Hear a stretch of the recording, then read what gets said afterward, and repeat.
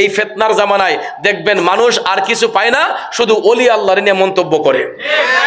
Facebook, YouTube, TikTok খুলেন, দেখবেন অন্য কিছু নিয়ে নাই, এখন শুধু আল্লাহর ওলিদেরকে নিয়ে কুৎসা রটানো হয়।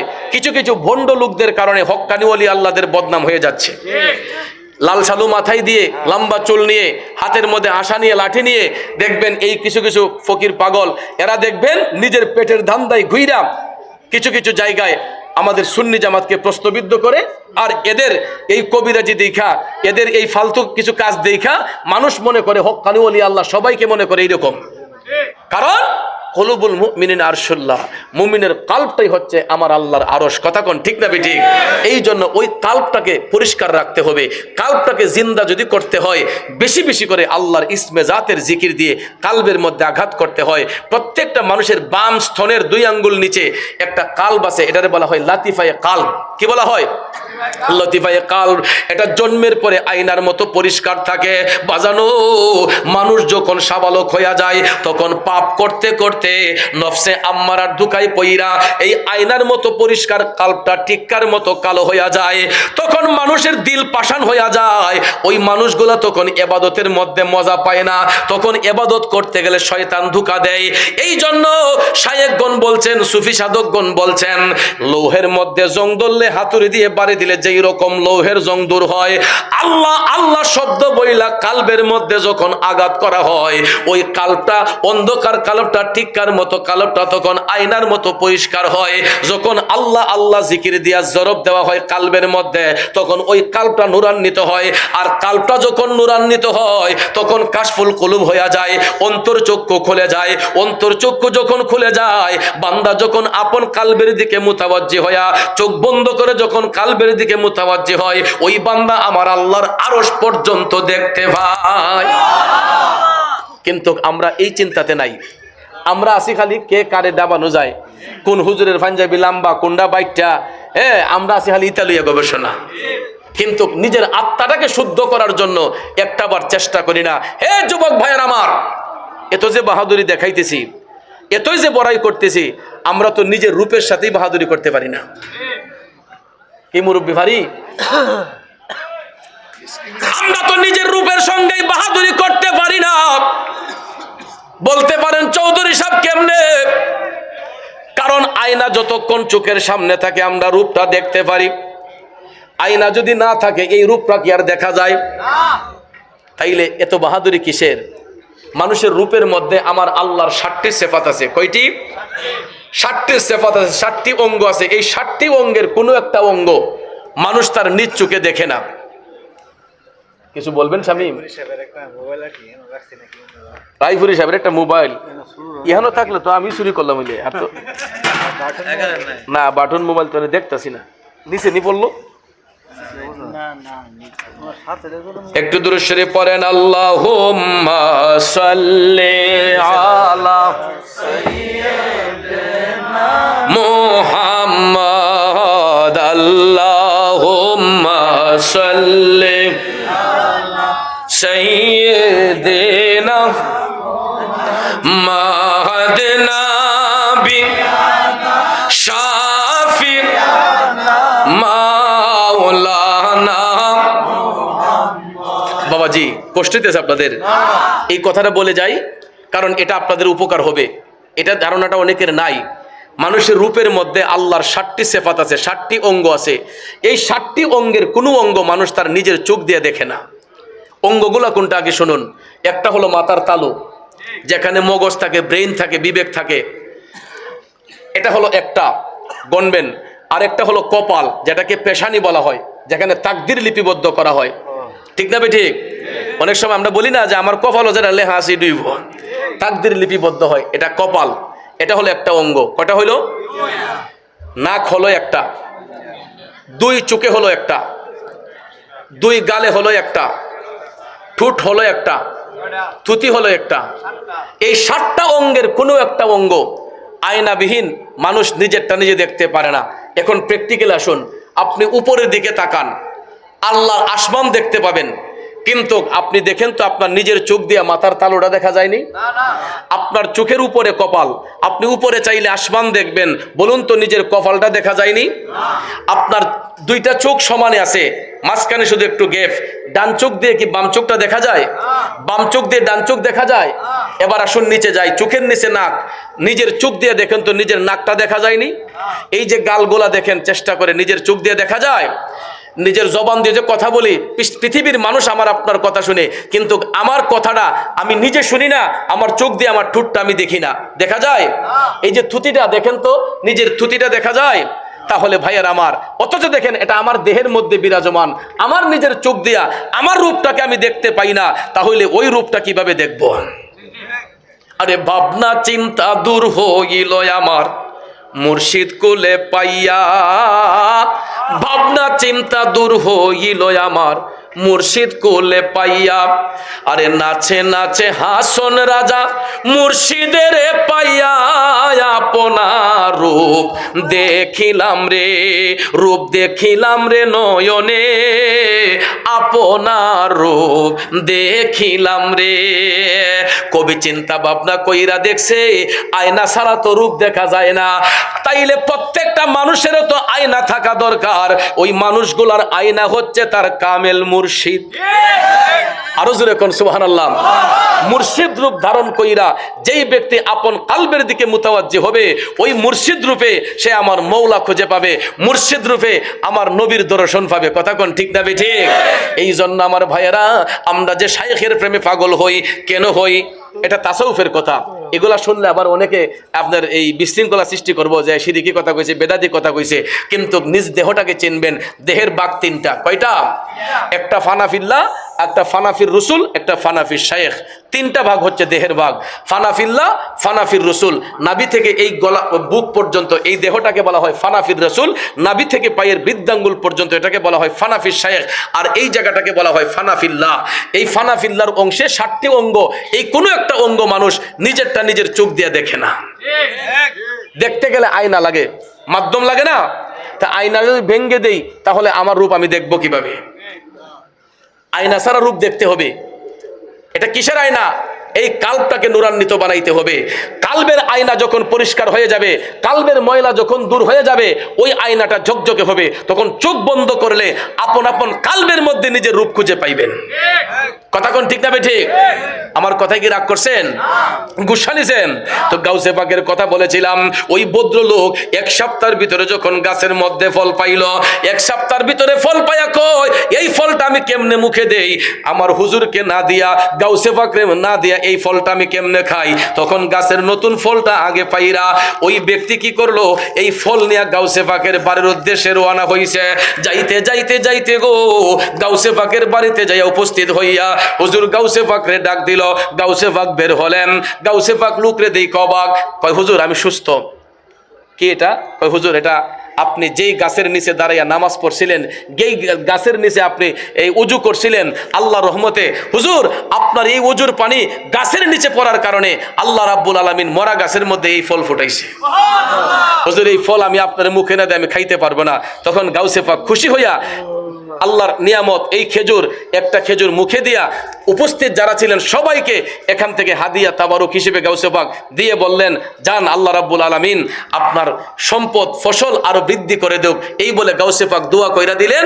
দেখা যায় এই ভদ্রলোক আয়েশা যখন জমি জমা করতেছে, অন্যান্য বছর তার ক্ষেতের মধ্যে যেই ফসল হতো, এই বছর দেখা যায় 3 গুণ বেশি ফসল আল্লাহ দান করছে। আরো যেরকম না সুবহানাল্লাহ। তাহলে বুঝবেন, ইমানদার মুসলমানদেরকে, নেককার ওলিদেরকে, হক্কানি ওলি আল্লাহদেরকে তাজিম করলে, সম্মান করলে, নজরানা দিলে আমার আপনার সম্পদ কমবে না বাজান, আরো বাড়বে। কথা কোন ঠিক না ঠিক? তাহলে আমরা কি সত্যের পক্ষে থাকতে চাই কি চাই না? একটু আগে রাইফুরি ভাইও বলে গেছে, এই ফিতনার জামানায় দেখবেন মানুষ আর কিছু পায় না, শুধু ওলি আল্লাহর নিয়ে মন্তব্য করে। ফেসবুক, ইউটিউব, টিকটক খুলেন, দেখবেন অন্য কিছু নিয়ে নাই, এখন শুধু আল্লাহর ওলিদেরকে নিয়ে কুৎসা রটানো হয়। কিছু কিছু ভণ্ড লোকদের কারণে হক্কানি ওলি আল্লাহদের বদনাম হয়ে যাচ্ছে। লাল সালু মাথায় দিয়ে, লম্বা চুল নিয়ে, হাতের মধ্যে আশা নিয়ে, লাঠি নিয়ে, দেখবেন এই কিছু কিছু ফকির পাগল, এরা দেখবেন নিজের পেটের ধান্দায় ঘুইরা কিছু কিছু জায়গায় আমাদের সুন্নি জামাতকে প্রশ্নবিদ্ধ করে, আর এদের এই কবিরাজি দেখা, এদের এই ফালতু কিছু কাজ দেখা মানুষ মনে করে হক্কানি ওলি আল্লাহ সবাইকে মনে করে এইরকম, ঠিক না ঠিক? এদের কারণে সুন্নি জামাতের বদনাম হয়। আল্লাহ যেন তাদেরকে হেদায়েত নসিব করে। একটা কথা বলে যাবেন না, এই দেশ আবাদ হয়েছে আল্লাহর ওলিদের মাধ্যমে। এই দেশে ইসলামের অভয়বাণী আসছে আল্লাহর ওলিদের মাধ্যমে, ঠিক না ঠিক? আমরা সিলেটের ভাষায় হয় খারু সিলাই সিন্নি খাইলাই মোল্লা সিল্লাই না, ঠিক না ঠিক? খারু সিলাই সিন্নি খাইলাই তারে সিল্লাই না। বাবা শাহজালাল মুজাররদ ইয়ামনি রহমাতুল্লাহ যদি না আসতেন, রাজা গোর গোবিন্দের অত্যাচারে এখন পর্যন্ত আমরা হিন্দু সমাজে থাকতাম, ঠিক কিনা বলেন? আজকে দেখা যায় ওনার মাজারে গিয়ে বোমা হামলা হয়, শাহফরান বাবার মাজারে গিয়ে বোমা হামলা হয়, সেখানের মধ্যে মাজার ভাঙচুর করা ষড়যন্ত্র হয়। আরে নিমক হারাম, তোরা কত নিমক হারাম, যারু সিলাই সিন্নি খাইলি তারে সিনলি না। এখন আমরা ধুতি কাপড় পরতে হতো যদি আল্লাহর অলিগণ এই দেশে না আসতেন। এই জন্য ভাইয়ার আমার কমিটির ভাইরা আমার হুজুর গাউসে পাকের কিছু প্রেমের আলোচনা শুনাইয়েন। আমাদের এলাকার মানুষ তরিকত প্রেমিক মানুষ, প্রসঙ্গ আজকে অন্যদিকে ছিল, কিন্তু আমি এদের আবদারে ছেলেগুলার দিকে অনেক ভালো লাগছে। প্রত্যেকটা ছেলে এরা আদব এবং নমনীয়তা শালীনতায় ভরপুর। কমিটির প্রত্যেকটা ছেলেদেরকে আমার অত্যন্ত ভালো লাগছে। এরা যেই সুন্দর মেহমানদারি করছে ঘরের ভিতরে, মাশাআল্লাহ আমি অত্যন্ত খুশি তাদের উপরে। নিজেরা সার্ভিস কইরা আমারে খাওয়াইছে। হুজুর আমরা নিজেরা খাবার গরম করে নিয়ে আসছে, মহিলারা তো প্যান্ডেলে চলে আসছে, খাবারগুলা নিজেরা হাতে এরা ছেলেরা গরম কইরা আইনা আমাকে খাওয়াইছে। আমি মন থেকে দোয়া করি, যেই মহব্বতে এই মেহমানদারিটা করছে, নবীর মহব্বতে, এবং এত সুন্দর একটা আয়োজন করছে, আসলে এটা প্রশংসনীয়। এরা যে একটা প্যান্ডেল করছে, যে একটা আয়োজন করছে, এটা রুচির প্রমাণ হয়, সুরুচির প্রমাণ হয়, ঠিক না ঠিক? এদের রুচি যে আসলেই ভালো, এবং এরা যে খাসল খাস মদিনাওয়ালার প্রেমিক, এই আয়োজনে এটা ফুটাই উঠছে। কারণ এরা ইচ্ছে করলে নর্মালি একটা প্যান্ডেল করতে পারতো না, হালকা কিছু ফুল দিয়া যে কোনো সুরত কইরা দিলাইও। কিন্তু ভাইয়ার আমার এই ছেলেগুলা আসলেই মদিনাওয়ালার প্রেমিক, আর এই প্রেমের বাগান সাজানোর উসিলায় আল্লাহ যেন প্রত্যেকটা যুবকের অন্তর যেন আমার নবীর প্রেম দিয়ে সাজাইয়া দেয়। তবে একটা কথা বলবো, সুন্নি জামাতকে কলঙ্কিত করবেন না। হাটে থাকেন, ঘাটে থাকেন, যেখানে থাকেন, যে অবস্থায় থাকেন, ওক্ত মোতাবেক নামাজটা পড়বেন, নামাজটা ছাড়বেন না। আব্বা যুবক ভাই, আমি জোর হাত করে বলবো, নামাজটা ছাড়বেন না। নামাজটা 5 ওয়াক্ত পড়বেন, হালাল রিজিক খাওয়ার চেষ্টা করবেন। প্রয়োজন হলে 3 বেলা না খাইয়া 1 বেলা খাইমু। এরপরে আমাদের খাবারটা যাতে হালাল হয়, আর প্রত্যেকটা খাবার মুখে দেওয়ার সময় বিসমিল্লাহি ওয়া আলা বারাকাতিল্লাহ মনে থাকবে। আমরা যখন ভাত খাইতে বসবো, আল্লাহুম্মা বারিক লানা ফিমা রাযাকতানা ওয়া কিনা আযাবান নার, এই দোয়াটা পাঠ করব খাবারের পূর্বে। তারপরে খাবার যখন সামনে আসবে, আমরা বিসমিল্লাহি ওয়া আলা বারাকাতিল্লাহ। আপনি যেই কোনো খাবার খান, একটা ফল খান, যাই খান, ভাত খান, সবজি খান, যেই কিছু খান, বিসমিল্লাহি ওয়া আলা বারাকাতিল্লাহ এটা বলে যখন খাবার মুখে দিবেন, অনেক সময় দেখবেন ভাতের নলা মুখে দিলে আমরা প্রত্যেকটা মুহূর্তে মুহূর্তে হা করতে হয়, ঠিক না? তো অনেক সময় শয়তানের প্ররোচনা আমাদের মুখে ঢুকতে পারে। এই জন্য যখন ভাতের নলা মুখে দিবেন, মুখটা হা করতে হয় না, তখন বলবেন ইয়া ওয়াজিদু, ইয়া ওয়াজিদু, এটা মনে রাখবেন, ইয়া ওয়াজিদু। প্রত্যেকটা ভাতের নলা মুখে দিলে নেওয়ার সময় ইয়া ওয়াজিদু এটা বলবেন। আর প্রথমবার যখন খাবার মুখে দেব, বিসমিল্লাহি ওয়া আলা বারাকাতিল্লাহ। হ্যাঁ, আল্লাহর রহমতে দেখবেন পেটের মধ্যে ফুড পয়জন হবে না, খাবারের মধ্যে কোনো ভেজাল হবে না। এই শুটকির ভর্তা দিয়ে ভাত খেলেও দেখবেন এই খাবারটার মধ্যে একটা তৃপ্তি আসবে। এই জন্য অনেকে তো দেখবেন কে রাত দোয়া কে ফাও দো, ওখান দেখছি খাবার লিও টিকটক শুরু গেছে। আর এগুলা কতগুলা মূর্খ বেয়াদব ইউটিউবার আছে, না জানে পড়াশোনা, না জানে কিছু, ভাবছে যে আমরা যে কোনো ভাবে গিয়া একটা অভিনয় কইরা ছাইরা দিলে এটার মাঝে মানুষে দেখবো, ভিউয়ার আইব। আমার কাছে এত কষ্ট লাগে। দাড়ি পাইখা গেছে, মরণের কথা চিন্তা করে না।